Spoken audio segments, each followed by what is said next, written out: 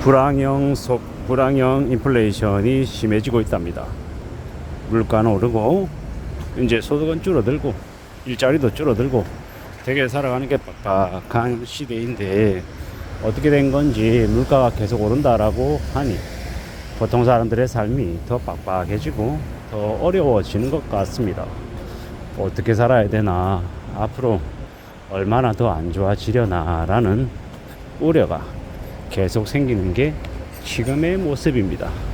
앞으로 우리는 좀 더 이제 염려하는 모습들, 좀 더 우려하고 나중을 위해서 지금의 소비를 좀 줄이는 그런 모습들이 아마 늘어날 것 같습니다. 불황형 소비라고 하죠. 편의점에 뭐 1,000원짜리 과자, 1,000원짜리 컵라면 뭐 이런 걸 좀 더 찾아서 이제 소비하는 사람들이 늘고 있다고 합니다. 뭐 이제 점점 이제 우리네 지갑이 얇아지니 그에 맞춰서 소비의 수준도 이제 대폭 줄이는 겁니다. 그렇게라도 해서 내 주머니에 있는 돈으로 살아낼 수 있다고 하면 참 감사한 거고, 그것마저도 포기해야 되고 끼니를 줄여야 되는 이제 처지에 놓인다라고 하면 정말 우울하고 답답하죠.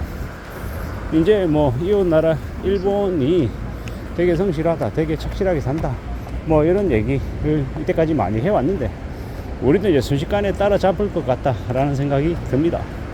우리네 삶이 더 빡빡해지니, 더 어려워지니 이제 그런 모습들이 점점 많아지는 것 같습니다.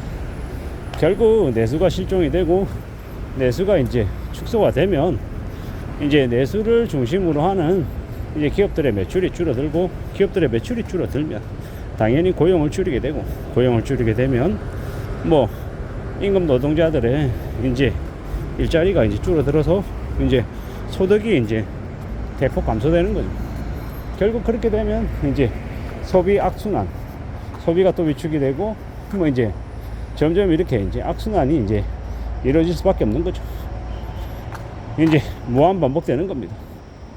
이제 그렇게 되면 이제 중간에 이제 정부에서 이제 이제 시중금리를 낮추고 유동성을 확보해서 돈을 빌려줘서 그 돈으로 마중물 역할을 해서 좀 이제 다시 소비도 되살아나게 하고 이제 기업의 경제 활동도 좀 이렇게 활성화될 수 있게끔 해야 되는데, 이게 어떻게 된 건지 지금의 대한민국은 그동안에 이 온 돈을 거스럽게 살리기에만 이렇게 쏟아붓고 그걸 희생양을 2030들 40대들 뭐 영끌하는 쪽으로 방향을 몰고 가다 보니까 어떻게 됐냐, 지금은 전부 다 이제 부동산 불패 신화에 빠져가지고 세채 다섯채 5억 7억 10억 미친듯이 돈 빌린 이런 황당한 일들이 이제 지금 상황이 되어버렸죠.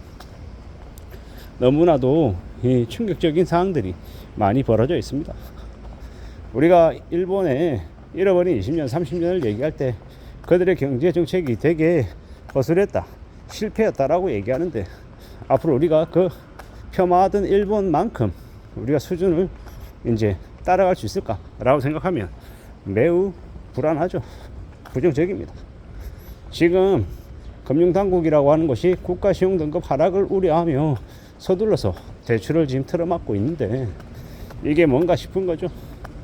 더 이상 정부도 쓸 돈도 없다라는 거.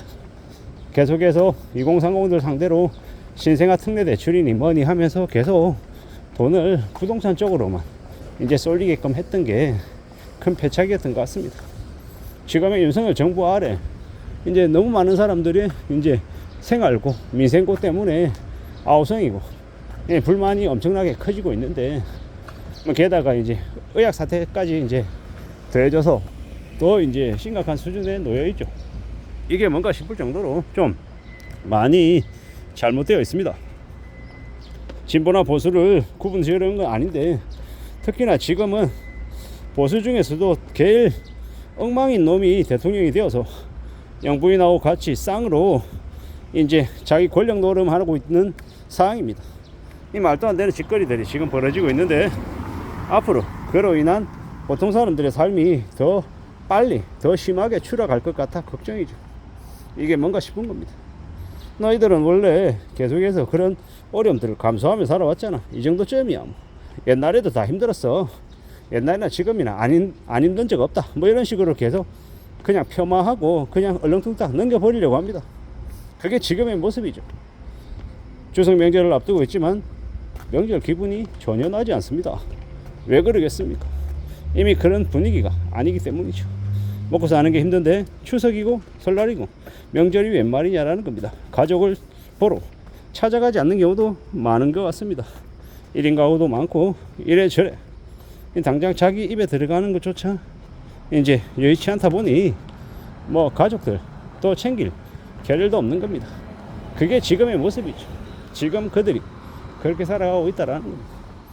앞으로 더 염려하고 더 우려하고 더 고민하며 사는 사람들이 많은 것 같습니다. 어떻게 살아야 되나라고 이렇게 물으면 참 막막하죠. 답이 없으니까요. 금방 뭔가가 나아지지 않을 거니까 고민스러운 거죠. 결국은 벌어들이는 돈이 매우 적다 하더라도 그 안에서 어떻게든 좀 아껴서 저축해서 자기 통장에 이 현금이 쌓이게끔 구조를 만들어야 된다라는 거. 그렇게라도 되어야, 그렇게라도 해야 그 모아놓은 저축액을 이제 자신의 등불 삼아서 이제 조금이나마 이 힘든 현실에 대한 실험을 덜 수 있지 않겠냐라는 겁니다.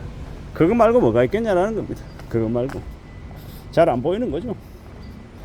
우리가 1억, 2억, 5억, 10억 쉽게 얘기하지만 보통의 사람들이 500만원, 1000만원 모아서 가지고 있기도 정말 어려운 게 지금 시대입니다.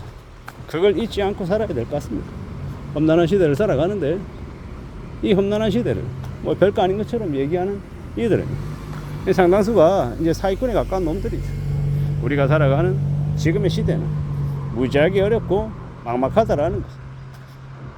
고물가에 이제 고실업에 고금리에 고환율에 이래저래 부담이 안 되는 게 없다라는 것. 그런 시대를 살아가고 있는데 너무 별것 아닌 것처럼 나는 괜찮은데 주변이 생각보다 어렵다고요? 아닌 것 같은데요? 이렇게 떠들어대다가 큰 코 다치는 경우가 많을 거다라는 겁니다. 자신이 젊고 자신이 안정적으로 월급을 받고 있다라고 하면 그냥 조용히 성실하게 그 상황을 즐기고 감사하며 더 그냥 열심히 살면 될 것 같습니다. 아닌 것 같다라고 굳이 나서서 얘기할 필요 없는 거고요. 그냥 자신의 처지가 남들보다 좀 많이 좋을 뿐이다 라고 생각하면 될 것 같습니다. 험난한 시대가 이제 시작이고 앞으로 계속 깊어질 것 같습니다. 이상입니다.